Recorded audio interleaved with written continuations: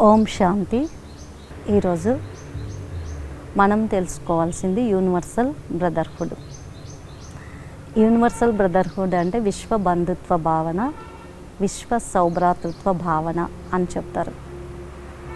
ఇది పిల్లలకు ఫస్ట్ నుంచే జీర్ణించుకుపోవాలి. అంటే విద్యారంగం నుంచే.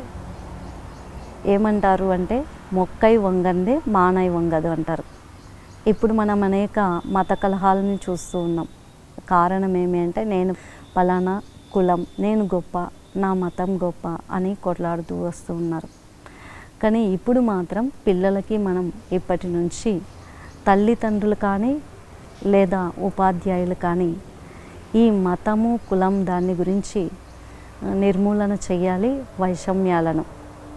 కాబట్టి మనలో ఉన్నటువంటి ఈ యొక్క భేదభావాలను తొలగించి ఏకతలోకి వచ్చేదే యూనివర్సల్ బ్రదర్హుడ్ అని చెప్తారు. ఎలాగా మనం సంగీతాన్ని వింటూ వస్తాం. సంగీతంలో మాధుర్యత రావాలి అంటే ఒక మంచి ట్యూన్ తయారు కావాలి. ట్యూన్ రావాలి అంటే కూడా దానికి ఆధారం గిరాట్ కానీ తపలా కానీ ఇవన్నీ అంటే సంగీత వాయిద్యాలు కరెక్ట్ పద్ధతిలో యూస్ చేయాలి.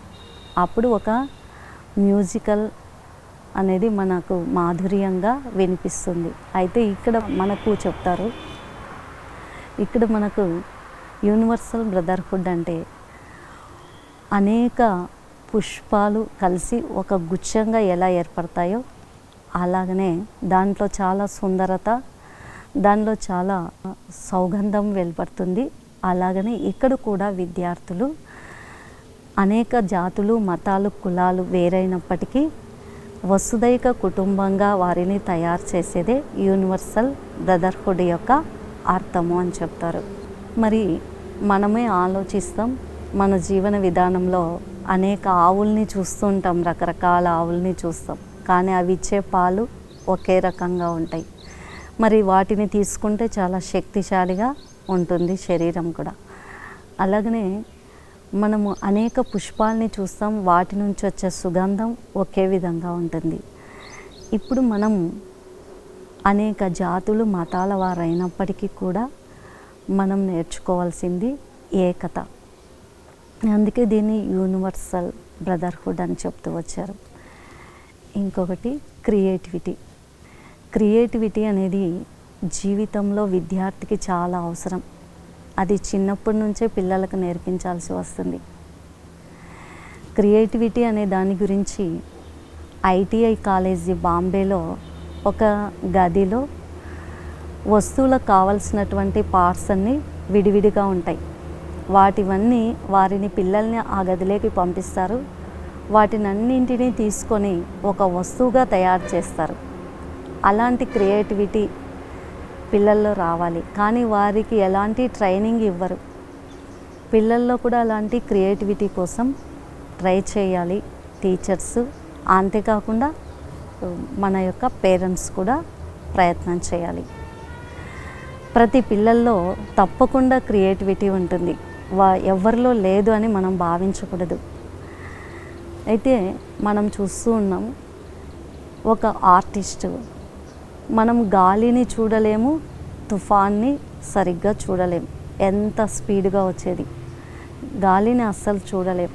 దానిని ఆస్వాదించి తెలుసుకుంటాం అంతవరకే. కానీ ఒక ఆర్టిస్ట్ ఏం చేస్తారంటే తన యొక్క కుంచెతో రకరకాలుగా ఆర్ట్లు వేస్తారు.